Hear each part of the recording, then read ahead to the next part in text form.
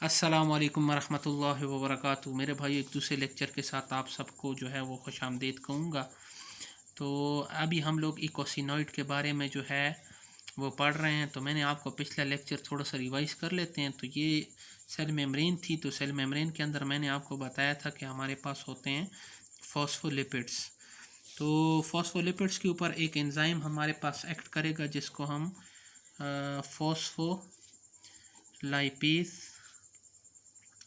Lipase A2 कहेंगे। A2 इसको इसलिए कह रहे हैं क्योंकि जो 2 पोजीशन के ऊपर हाइड्रोक्सी ग्रुप है तो उसको जो है यहाँ से जो है वो उसको फैटी एसिड को निकाल देगा। तो इसीलिए हम लोग इसको जो है वो A2 का नाम दे रहे हैं। दूसरा जो है वो इसमें जो है वो लाइसोफॉस्फेट निकल जाएगा और हमारे पास आर्किडोनिक एसिड जो है वो हमारे पास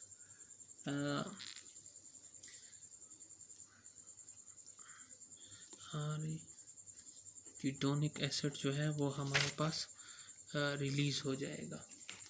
तो अब आर्किडोनिक एसिड के पास यहाँ पर अब दो ऑप्शन हैं, या तो यहाँ पर लाइपो ऑक्सीजनेस पाथवे में जाएगा या फिर साइक्लो ऑक्सीजनेस पाथवे में जाएगा। तो यहाँ पर मैंने आपको बताया था कि एक कॉक्स एंजाइम है और यहाँ पर हमारे पास लाइपो ऑक्सीजनेस एंजाइम जो है इसके ऊपर जो है वो एक्ट करेगा। तो हमारे पास जो है 5 हाइड्रो पर ऑक्सी इकोसा टेट्रा इनोइक एसिड हमारे पास बन जाएगा। और फिर नेक्स्ट जब इसके ऊपर मज़ीद जो है वो एंजाइम एक्ट करेंगे तो हमारे पास लिकोट्राइन A4 बन जाएगा। अब लिकोट्राइन A4 से हमारे पास लिकोट्राइन B4 बन जाएगा और लिकोट्राइन A4 से हमारे पास लिकोट्राइन C4 भी बन जाएगा। फिर लिकोट्राइन C4 से हमारे पास लिकोट्राइन D4 बन जाएगा और फिर लास्ट में हमारे पास लिकोट्राइन E4 भी बन जाएगा। तो ये एक पाथवे है यहाँ पर मुकम्मल हो चुका है। नेक्स्ट हम लोग जाएंगे जिसको साइक्लो ऑक्सीजनेस पाथवे भी कहेंगे। यहाँ पर हमारे पास प्रोस्टाग्लैंडीन G2 बन जाएगा। 2 के बारे में मैं ये बात बताता चलूँ कि इसमें चूँकि 2 डबल बॉन्ड होते हैं इसीलिए हम लोग इसको G2 कह देते हैं। और प्रोस्टाग्लैंडीन G2 से हमारे पास जो है प्रोस्टाग्लैंडीन H2 बन जाएगा।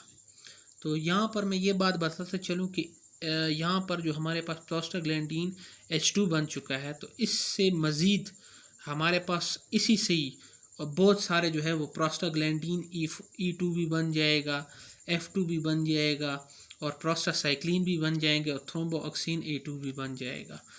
तो प्रोस्टाग्लैंडीन H2 से हमारे पास जो है तो मज़ीद क्या क्या बनेंगे। तो सबसे पहले हमारे पास प्रोस्टाग्लैंडीन E2 भी बन सकता है, प्रोस्टाग्लैंडीन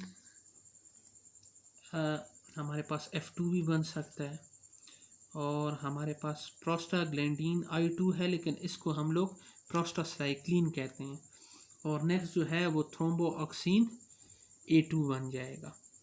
तो ये हमारे पास टोटल थे। यहाँ पर मैं ये बात बताता चलूँ कि F2 के साथ यहाँ पर प्रोस्टाग्लैंडीन D2 भी बन सकता है, लेकिन F2 चूँकि ज़्यादा कॉमन है तो इसलिए हम इसको यूज़ करते हैं। अब ये टोटल जो है हमारे पास पाथवे अभी बन चुके हैं, आप लोग देख पा रहे हैं। तो ये सिंपल सादा सा पाथवे है जो कि बड़ी आसानी से आप मेमोराइज़ कर सकते हैं। इसमें खाली देखो मैं आप सबको एक रिएक्शन खाली बताता हूँ कि प्रोस्टाग्लैंडीन H2 से हमारे पास थ्रोम्बोऑक्सिन A2 बन जाता है। तो आप लोग खाली इस पाथ के ऊपर खाली इस एक रिएक्शन के ऊपर फोकस करें। ये हमारे पास जो है वो प्लेटलेट्स में जो है ये रिएक्शन होता है। तो इसका बुनियादी पर्पस क्या होता है कि थ्रोम्बोऑक्सिन A2 जो है ये हमारे पास प्लेटलेट्स की एग्रीगेशन को काज करता है। यानी अगर ये स्टेप हमारे पास हो जाए तो ये एग्रीगेशन काज करते हैं। अगर किसी वजह से हम लोग कॉक्स 1 या कॉक्स 2 एंजाइम को हम लोग ब्लॉक कर दें प्लेटलेट्स के अंदर तो इससे क्या होगा, इससे ये होगा कि थ्रोम्बोऑक्सिन A2 आपके पास नहीं बनेगा प्लेटलेट्स के अंदर।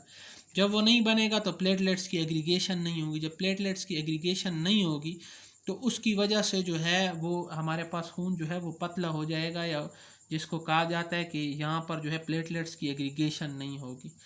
तो उसकी वजह से जो है यहाँ पर जो है ये मसला हो जाएगा।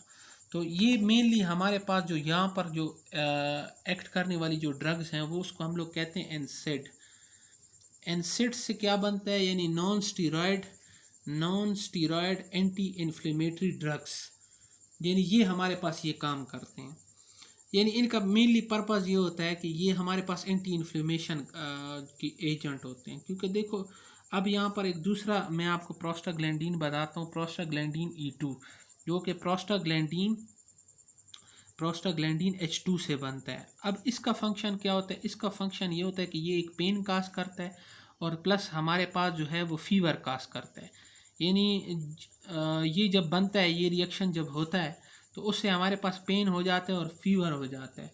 तो उसकी वजह से जो है यहाँ पर हमारे पास इन्फ्लेमेशन हो जाती है। तो non steroid anti inflammatory drugs जो है वो इस स्टेप को जब ब्लॉक कर देती हैं, तो जब G2 नहीं बनेगा तो H2 नहीं बने, जब H2 नहीं बनेगा तो E2 नहीं बनेगा, और जब E2 नहीं बनेगा तो हमारे पास पेन और फीवर नहीं होगा। इसीलिए एनसेड को हम लोग जो है वो फीवर में भी इस्तेमाल करते हैं, जिस तरह पेनाडोल हो गई जो है, इसी तरह एस्पिरिन हो गई। लेकिन एस्पिरिन का जो मैंने आपको बताया था कि वो बकाया सारे एंजाइम इसको रिवर्सिबली इनहिबिट करते हैं, लेकिन जो एस्पिरिन होता है वो COX-1 एंजाइम को जो है वो इरिवर्सिबली ब्लॉक कर देता है। जब इरिवर्सिबली ब्लॉक कर देता है तो उसका नुकसान ये होता है कि प्लेटलेट्स के अंदर जो है न्यूक्लियस तो होता नहीं है, तो इसीलिए ये और एंजाइम तो बन नहीं सकता है। तो इस वजह से जो है ये हमेशा के लिए इनहिबिट हो जाएगा COX-1।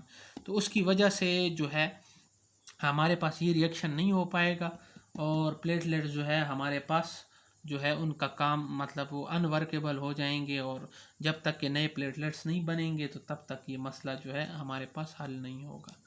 तो ये हमारे पास कुछ फंक्शंस हैं, इसको मज़ीद भी मैं आपको एलेबोरेट करके जो है वो बताऊंगा। और दूसरा ये है कि और अगर मज़ीद आप लोग जो है वो इन चीज़ों के फंक्शन वगैरह देखें तो यहाँ पर ये हमारे पास है B4, यानी लीकोट्राइन B4। तो ये हमारे पास जो है जो हमारे पास न्यूट्रोफिल होते हैं, तो न्यूट्रोफिल को जो है एक तो अट्रैक्ट करता है, यानी अट्रैक्ट करता है, तो अट्रैक्ट हो गया, और प्लस दूसरा जो है ये हमारे पास उनको एक्टिवेट करता है। तो एक अट्रैक्ट और एक्टिवेट जो है वो न्यूट्रोफिल को करता है। फिर न्यूट्रोफिल तो आप जानते हैं ये जो हमारे पास वाइट ब्लड सेल्स हैं, मेनली जो ये लीकोट्राइन है ना, इनको लीकोट्राइन इसलिए कहते हैं क्योंकि ये लीकोसाइट के अंदर जो है सारे प्रोडक्ट्स जो है वो बनते हैं, तो इस वजह से हम लोग जो है इसको लीकोट्राइन कहते हैं। तो इनके मुख्तलिफ फंक्शंस हैं, तो ये है मेनली। फिर दूसरा हमारे पास प्रोस्टाग्लैंडीन के फंक्शंस के ऊपर आ जाते हैं। तो प्रोस्टाग्लैंडीन में हमारे पास जो प्रोस्टासाइक्लिन हो गया पहला नंबर, और इसके अलावा हमारे पास प्रोस्टाग्लैंडीन D2 हो गया ये, और यानी ये अब लीकोट्राइन के बारे में ज़रा मैं आपको करा देता हूँ जल्दी से, ताकि यहाँ से ये चलो इसको ही कंटिन्यू कर लेते हैं कि हमारे पास D2 और I2, यानी D2 I2 और E2, यानी ये तीनों जो हैं इनका मेनली जो है फंक्शन होता है वेजोडाइलेशन। यानी मेनली अगर मैं यहाँ पर आपके लिए नेक्स्ट पेज के ऊपर आपके लिए बना लेता हूँ कि प्रोस्टाग्लैंडीन I2, प्रोस्टाग्लैंडीन D2 और प्रोस्टाग्लैंडीन E2, इन तीनों का फंक्शंस क्या होते हैं। तो इन तीनों के फंक्शन पहले तो ये होते हैं कि वेजोडाइलेशन होगी, यानी ब्लड वेसल की डायलेशन काज कर देगा, पहला काम ये करेगा। दूसरा काम ये जो करेगा तो वो इंक्रीज वस्कुलर परमिबिलिटी कर देगा, यानी जो हमारे पास वस्कुलर जो रगे होती हैं उनको जो है वो लीकी बना देगा, तो यहाँ से हमारे पास फ्लूइड जो है वो रिलीज होने शुरू हो जाएंगे, परमिबिलिटी। तो ये दो फंक्शंस जो है इसके ये हो गए। इसके अलावा मैंने आपको बताया था कि प्रोस्टाग्लैंडीन E2 के जो है वो पेन और फीवर में जो है हमारे पास यानी मेनली ये टेम्परेचर और पेन जो है ये काज करेगा। जो हमारे पास अब नेक्स्ट आते हैं हम लोग लीकोट्राइन की तरफ। तो लीकोट्राइन में मैंने आपको बता दिया था एक कि जो लिकोट्राइन B4 है ये हमारे पास एक्टिवेट भी करते हैं और अटैच भी करते हैं न्यूट्रोफिल को। और नेक्स्ट जो है हमारे पास C4 हो गया, D4 हो गया और E4 हो गया। तो इनके जो फंक्शंस हैं ये हमारे पास एक वेजो कंस्ट्रक्शन हो गया, यानी इसके फंक्शन इसी के उल्टे हैं। तो अभी मैं आपको इधर ही करा देता हूँ, क्योंकि लिकोट्राइन C4, लिकोट्राइन D4 और लिकोट्राइन E4, तो इनके बिल्कुल ही ऑपोजिट फंक्शन है। अगर ये वेजो डायलेशन काज कर रहा है तो ये वेजो कंस्ट्रक्शन काज कर देगा,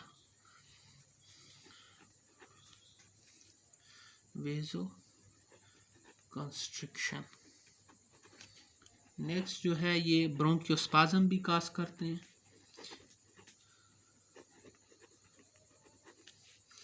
और तीसरा जो है इनमें एक कॉमन फंक्शन है कि दोनों के दोनों, यानी ये भी इंक्रीज वास्कुलर परमिबिलिटी काज करेगा। ये इन दोनों में जो है वो कॉमन फंक्शन है। लेकिन यहाँ पर वेजो डायलेशन हो रही है तो यहाँ पर वेजो कंस्ट्रक्शन हो रही है। तो ये हमारे पास जो है थोड़े से इनके मैंने फंक्शन आपको बताने की कोशिश की। बकाया जो इन्फ्लेमेशन से रिलेटेड जो और कंपाउंड्स होंगे उनके भी हम लोग डिस्कस करेंगे। तो ये थोड़ा सा इनके फंक्शंस के बारे में वीडियो मैंने बनाई है। फिर मिलेंगे, तब तक के लिए अल्लाह हाफिज़।